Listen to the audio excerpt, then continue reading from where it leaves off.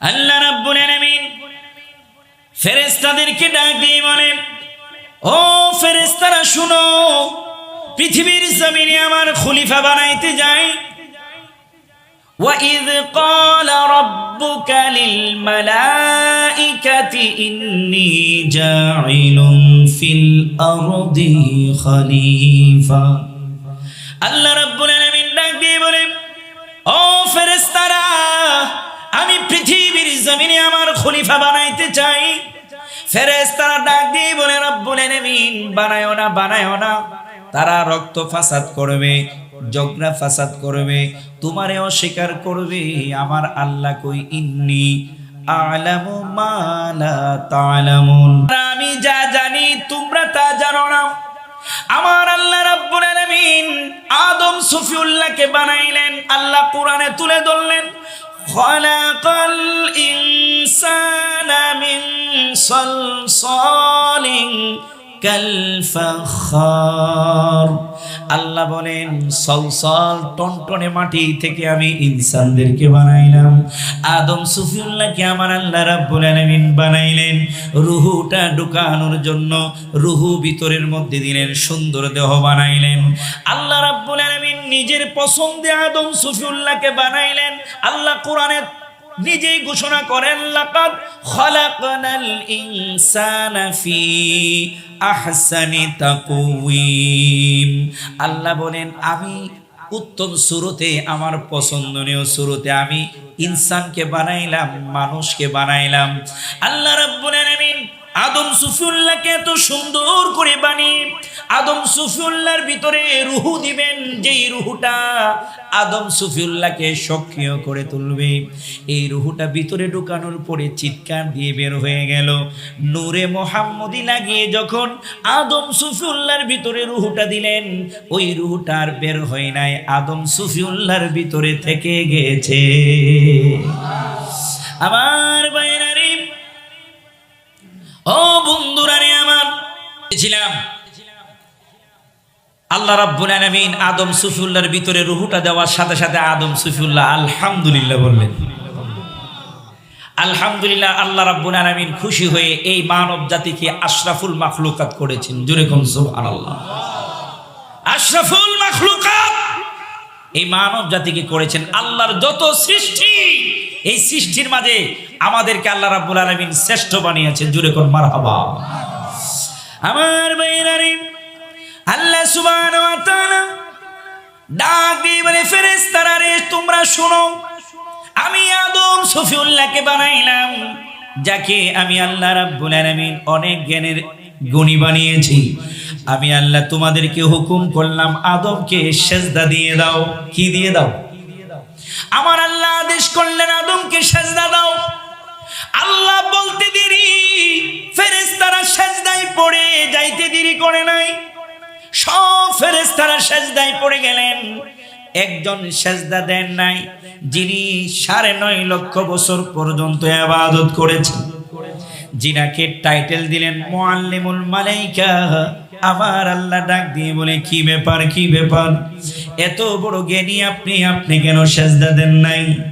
উনি বলেন, আল্লাহ যুক্তি ফিট করলেন। আল্লাহ কোরআনে এই যুক্তি তুলে ধরলেন, আল্লাহ আমারে আগুন দিয়ে বানাইছো, তারে মাটি দিয়ে বানাইছো, আগুন উপরের দিকে উঠে কেমনে আমি সেজদায় যাব? এই রকম যখন বলল, আমার আল্লাহ ডাক দিয়ে বলে, শুনে রাখো, শুনে রাখো, আমি আল্লাহর সাথে নাফরমানি করলে আমি আল্লাহ ধরি না, ধরি না।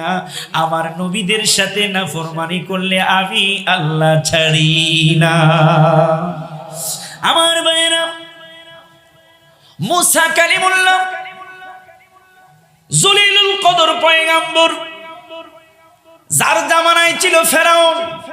ফেরাউন নিজেকে খোদা দাবি করছে। অন্যায়টা কি ছোট না বড়? কথা কয় না।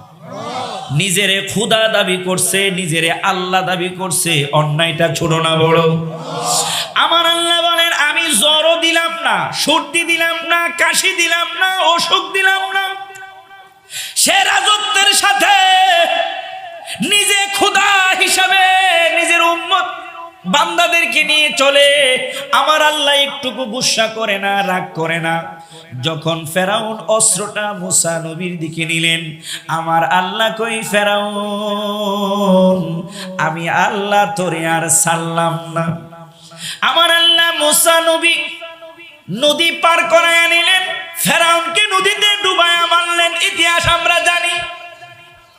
ও বন্ধু, ইব্রাহিম খলিলুল্লাহর নাম আমরা শুনেছি, যিনি আমাদের জাতির পিতা।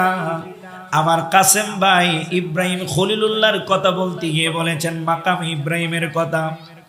ও বন্ধুরা রে আমার, ইব্রাহিম খলিলুল্লাহর জামানায় নমরুদ নামে যিনি আনা রব্বুকুমুল আলা নিজের বড় খোদা দাবি করছে, আমার আল্লাহ একদিনও তার উপর গুসা হয় নাই, শুধু নিজের বড় খোদা দাবি করে নাই।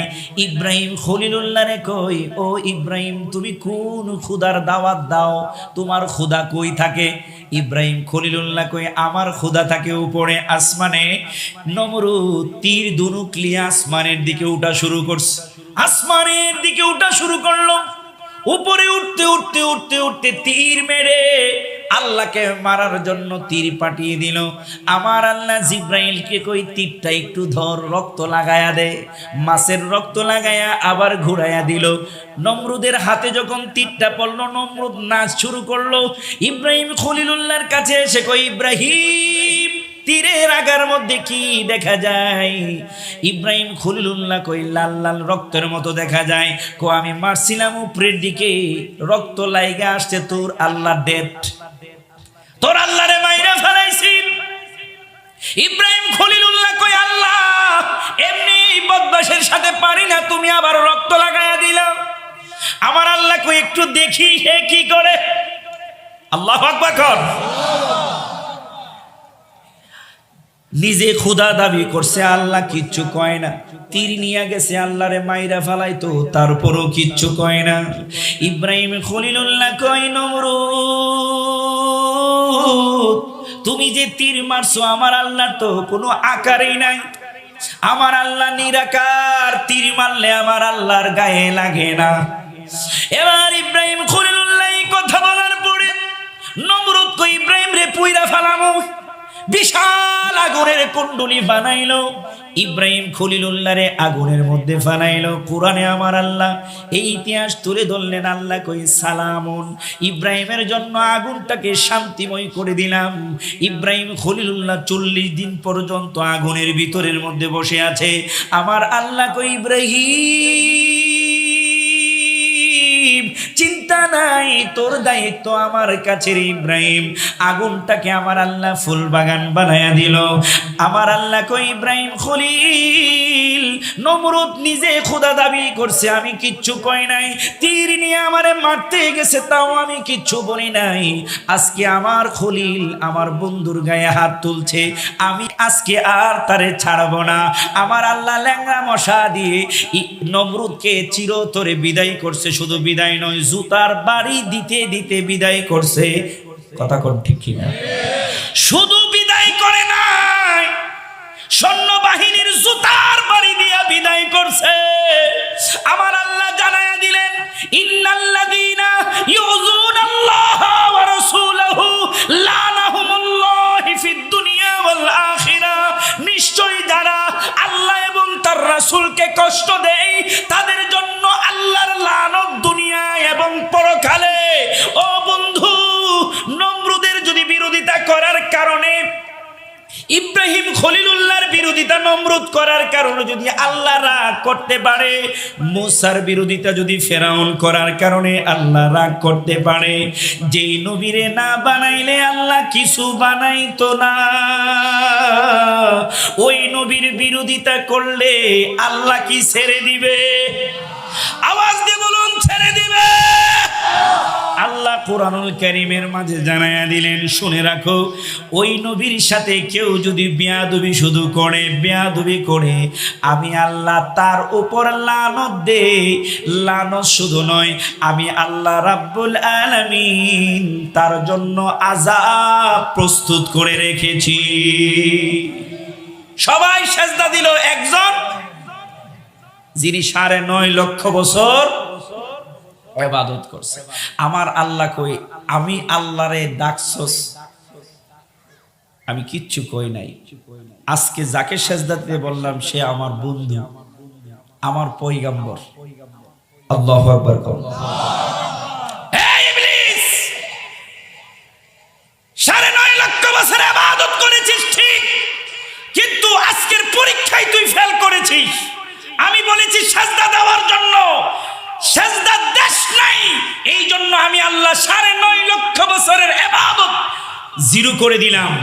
এই মুহূর্তে তোর গলায় লানতের তক্তা পড়াইয়া দিলাম, জান্নাত তোর জন্য করজ করে দিলাম চিরদিনের জন্য। কোনোদিন তুই জান্নাতে প্রবেশ করতে পারবে না, চিরস্থায়ী তোর ঠিকানা হয়ে গেল জাহান্নাম। দিছে না সেজদা কয়টা?